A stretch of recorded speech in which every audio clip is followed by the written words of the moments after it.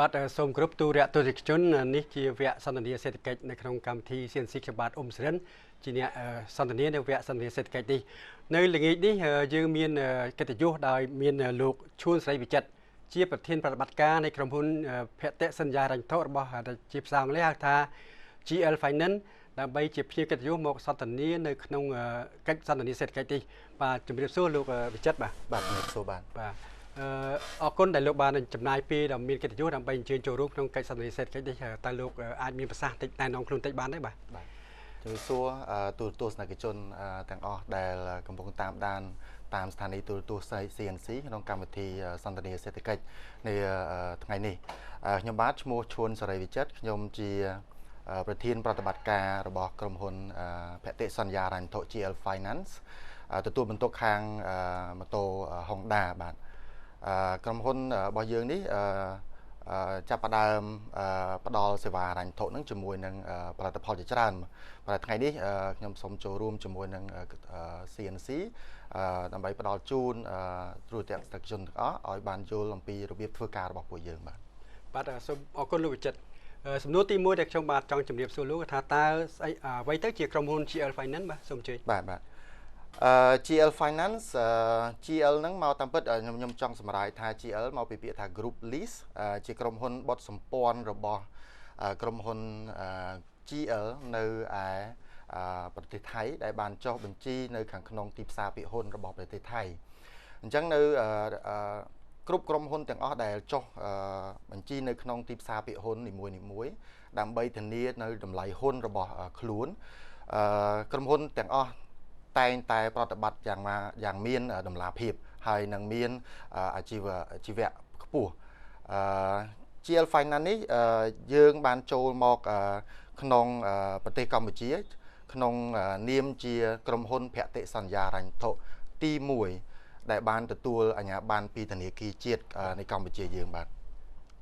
តើក្រុមហ៊ុននេះមកធ្វើសកម្មភាពនៅកម្ពុជាតាំងពីឆ្នាំណាហើយតើធ្វើសកម្មភាពនៅប្រមាណខេត្តក្រុងទេបាទសូមអរគុណបាទបច្ចុប្បន្នក្រុមហ៊ុនរបស់ពួកយើងមានវត្តមាននៅតាមបណ្ដាហាងលក់ម៉ូតូ Honda ទាំងអស់ដែលបច្ចុប្បន្នមានវត្តមាននៅលើ23ខេត្តក្រុងប៉ុន្តែខ្ញុំសូមបញ្ជាក់ថា23ខេត្តក្រុងហ្នឹងមិនមែនបានន័យថាអតិថិជននៅខេត្តនិងរាជធានី2ផ្សេងទៀតមិនអាចទទួលសេវាកម្មយើងបានទេបច្ចុប្បន្នយើងអត់ទាន់មានវត្តមានស្នាក់ការនៅឯខេត្តមណ្ឌលគិរីនិងខេត្តកែបប៉ុន្តែអតិថិជនខេត្តកែបអាចមកស្វែងរកសេវាកម្មហិរញ្ញវត្ថុរបស់យើងនៅក្នុងហាងម៉ូតូ Honda ដែលនៅក្នុងខេត្តកំពតបានបាទលោកវិចិត្រតើលោកអាចមានប្រសាសន៍បញ្ជូលទស្សនិកជនបានទេថាតើរបៀបប្រតិបត្តិការរបស់ក្រុមហ៊ុន GL Finance ហ្នឹងតើគេធ្វើយ៉ាងម៉េចជារបៀបម៉ូតូខ្ចីយ៉ាងម៉េចឬក៏ជួលយ៉ាងម៉េចបាទសូមជឿបាទសូមអរគុណបាទក្រុមហ៊ុនយើងជាទូទៅប្រជាពលរដ្ឋខ្មែរយើងតែងតែយល់ច្រើនអំពីមីក្រូហិរញ្ញវត្ថុភាគច្រើនគេហៅថាមីក្រូហិរញ្ញវត្ថុប៉ុន្តែក្រុមហ៊ុនប្រភេទពួកយើងខ្ញុំនេះជាក្រុមហ៊ុនថ្មីដែលជាផ្ដល់សេវាកម្មហិរញ្ញវត្ថុថ្មីមួយដែលយើងហៅថាភតិសន្យាហិរញ្ញវត្ថុដែលយើងសម្រាយយើងថាដូចជាក្រុមហ៊ុនជួលបាទអញ្ចឹងក្រុមហ៊ុនជួលបានន័យថាគាត់អាចជួលប្រចាំខែបានហើយគាត់អាចបង់ប្រាក់ថ្លៃឈ្នួលហ្នឹងមកជូនយើងខ្ញុំប្រចាំខែដូចយើងជួលធម្មតាអញ្ចឹងប៉ុន្តែភាពដែលខុសគ្នាត្រង់ថានៅពេលដែលចប់កិច្ចសន្យាជួលក្នុងរយៈពេល1ឆ្នាំឬរហូតដល់5ឆ្នាំចលនាទ្រព្យនោះឬម៉ូតូ Honda នោះនឹងក្លាយទៅជាកម្មសិទ្ធិរបស់គាត់បាទប៉ុន្តែតាមប្រសាសន៍របស់លោកនឹងគឺក្រុមហ៊ុននឹងធ្វើតែលើបញ្ហាជួលលើម៉ូតូ Honda ទេអត់ជួលលើបញ្ហារបស់ផ្សេងទេបាទបច្ចុប្បន្នយើងផ្ដល់សេវាកម្មជួលផ្ដាច់ឬក៏ភតិសន្យាហិរញ្ញវត្ថុនឹងជាមួយនឹងម៉ូតូ Honda ថ្មីគ្រឿងចក្រគ្រឿងយន្តគួរកសិកម្មគូបតាថ្មីហើយក៏ផ្ទាំងសូឡាផងដែរបាទផ្ទាំងអគ្គិសនីប្រើដោយពន្លឺព្រះអាទិត្យលោកប្រធានសូមលោកអាចមានប្រសាសន៍បានទេថាជួលដំបូងនឹងអមឥឡូវខ្ញុំចង់ជួលម៉ូតូមួយពីក្រុមហ៊ុននឹងតើដំបូងនឹងលក្ខខណ្ឌរបស់ខ្ញុំត្រូវខ្ញុំបង់លុយប្រមាណដើម្បីខ្ញុំបានម៉ូតូប្រើហើយខ្ញុំត្រូវបង់រំលោះប្រមាណហើយដល់ពេលចប់ទៅខ្ញុំត្រូវបង់យ៉ាងម៉េចសូមមានប្រសាសន៍ទេបាទអតិថិជនទាំងអស់ដែលមកស្នើសុំដាក់ ជួលជាមួយនឹងពួកយើងហ្នឹងទី1ពួកគាត់ត្រូវជាប្រជាពលរដ្ឋខ្មែរបាទទី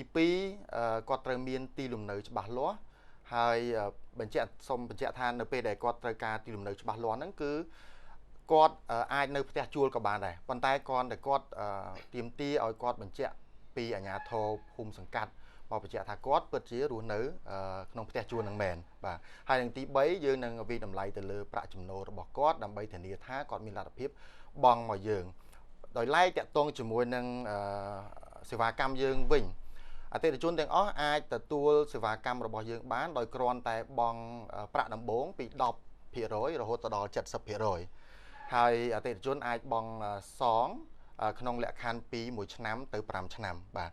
អញ្ចឹងបើសិនជាម៉ូតូមួយគ្រឿងតម្លៃ$2,000អតិថិជនរបស់យើងគឺប្រជាពលរដ្ឋខ្មែរទាំងអស់មានប្រាក់ត្រឹមតែ10%ស្មើនឹង$200គាត់អាចទទួលយកម៉ូតូថ្មីមួយគ្រឿងយកទៅប្រើប្រាស់ក្នុងជីវភាពគ្រួសារគាត់បានហើយបាទហើយបន្តមកក៏ត្រូវបង់មួយខែប្រហែលនៅក្នុងនេះយើងតម្រូវឲ្យគាត់ទៅជួបជាមួយនឹងសហការីរបស់យើងនៅតាមហាងម៉ូតូ Honda ទាំងអស់ដើម្បីពួកយើងបញ្យល់អំពីសេវាកម្មយើងបន្ថែមហើយយើងនឹងជម្រាបគាត់ថាតើមកមួយខែគាត់បង់ថ្លៃឈ្នួលនឹងប្រមាណយើងជាទូទៅយើងប្រៀបធៀបឲ្យគាត់គិតថាដូចជាគាត់ជួលម៉ូតូនឹងមួយខែប្រមាណបាទសូមអរគុណលោកវិចិត្របាទជាងសូមសម្រាប់បន្តិចសិនបាទសូម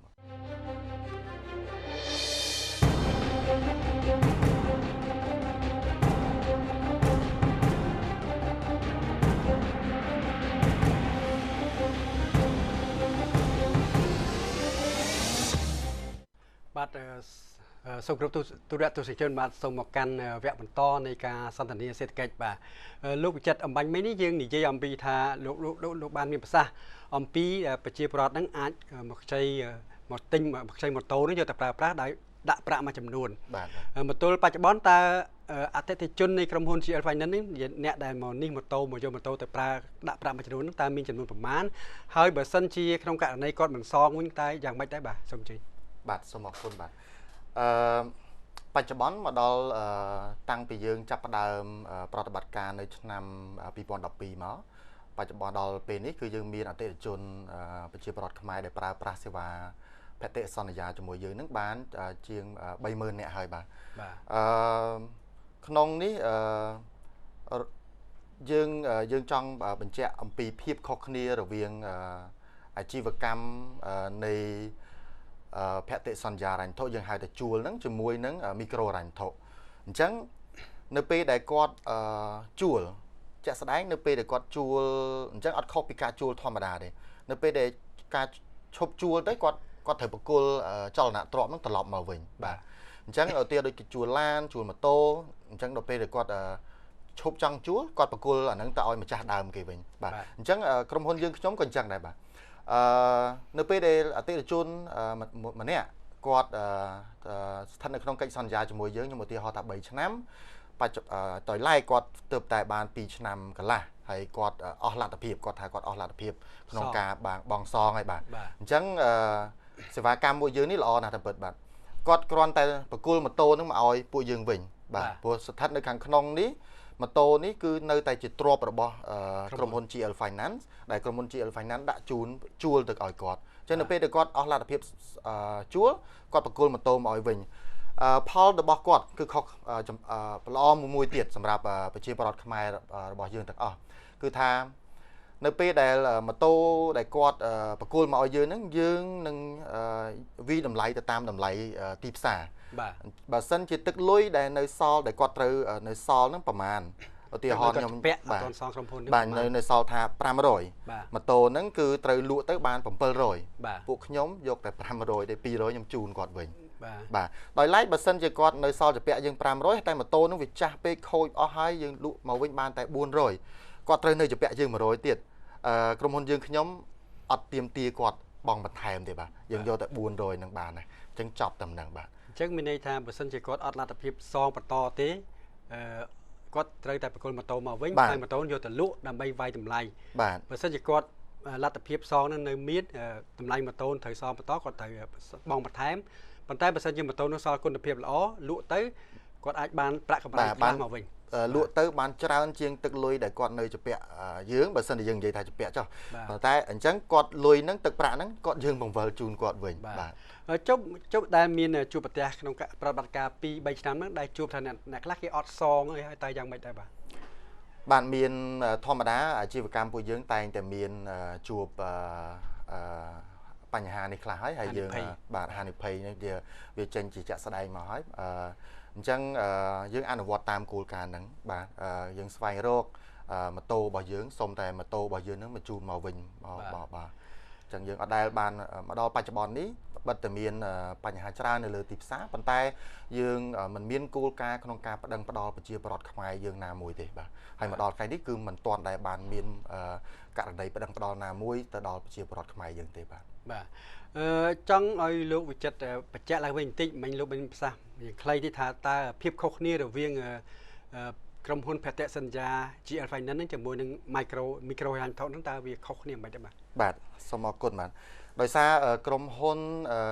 leasing ឬក៏ភតិសន្យាហិរញ្ញវត្ថុហ្នឹងគឺថ្មីសម្រាប់ប្រជាពលរដ្ឋខ្មែរយើងអញ្ចឹងប្រជាពលរដ្ឋខ្មែរយើងភាគច្រើនគាត់យល់អំពី Micro ហិរញ្ញវត្ថុអញ្ចឹងខ្ញុំសូមជម្រាបអំពីភាពខុសគ្នារវាងពីរហ្នឹងMicro ហិរញ្ញវត្ថុប្រជាពលរដ្ឋរបស់យើងត្រូវទៅខ្ចីលុយគេបើយើងនិយាយមួយម៉ាត់គឺគាត់ទៅខ្ចីលុយគេហើយយកលុយនោះទៅទិញអ្វីមួយបាទឥឡូវខ្ញុំឧទាហរណ៍ថាគាត់យកលុយទៅខ្ចីលុយគេមក$2000ដើម្បីយកទៅទិញម៉ូតូទិញបានដែរទិញម៉ូតូបាទថាទិញម៉ូតូចុះអញ្ចឹងម៉ូតូនេះគឺកម្មសិទ្ធិរបស់គាត់បាទអញ្ចឹងអ្វីដែលគាត់ត្រូវកាតព្វកិច្ចរបស់គាត់នៅក្នុងចំពោះមុខច្បាប់គឺគាត់ត្រូវបង់សងថ្លៃទឹកប្រាក់$2000នោះទៅនឹងមីក្រូហិរញ្ញវត្ថុនោះបាទសងដោយសារគាត់ជាពាក់លុយ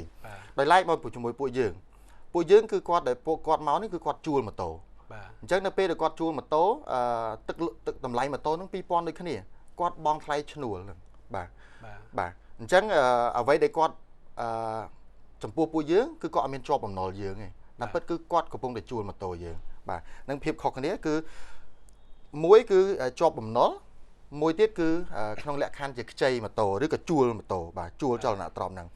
ទី2មីក្រូហិរញ្ញវត្ថុទាំងអស់ភាគច្រើនគាត់ត្រូវការមាន